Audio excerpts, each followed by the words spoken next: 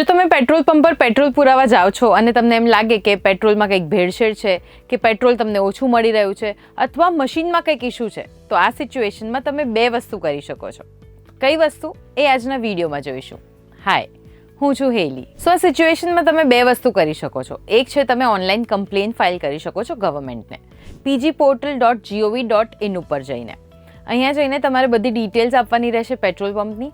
તમે જે પેટ્રોલ પુરાવ્યું છે એની રિસિપ્ટ પણ તમારે લેવાની રહેશે અને બધી બીજી જે બેઝિક ડિટેલ્સ તમને પૂછે એ એડ કરવાની રહેશે. પણ સૌથી પહેલાં તમારે અહીંયા લોગિન કરવું પડશે, તમારું આઈડી બનાવવું પડશે અને પછી તમે જે પણ કમ્પ્લેન ફાઇલ કરો છો એ કમ્પ્લેનનું જે રિઝલ્ટ છે એ તમને 30 દિવસની અંદર જ મળી જશે. અને શું એક્શન લેવાય છે એ કમ્પ્લેનની સામે એ તમને ઈમેલ દ્વારા અથવા તો SMS દ્વારા પણ ઇન્ફોર્મ કરવામાં આવશે. અને તમે આ સાઇટ ઉપર આવીને અહીંયાથી પણ ચેક કરી શકો છો કે તમે જે કમ્પ્લેન ફાઇલ કરી છે એ ક્યાં સુધી પહોંચી છે. અને બીજું, જે પણ કંપનીનો પેટ્રોલ પંપ હોય એના ટોલ ફ્રી નંબર્સ તમને ઓનલાઈન પણ મળી જશે, તો ત્યાં જઈને તમે ફોન કરીને પણ કમ્પ્લેન ફાઇલ કરી શકો છો.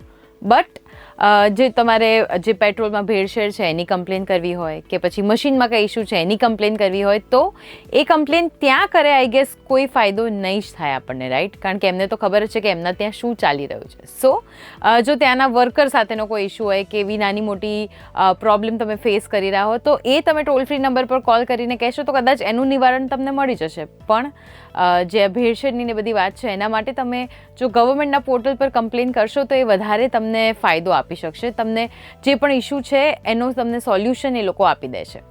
અને જો તમને આ વિડીયો ગમ્યો હોય તો આવા જ પ્રકારના વિડીયોઝ માટે ગુજરાત સમાચારના પેજને ચોક્કસથી ફોલો કરી લેજો.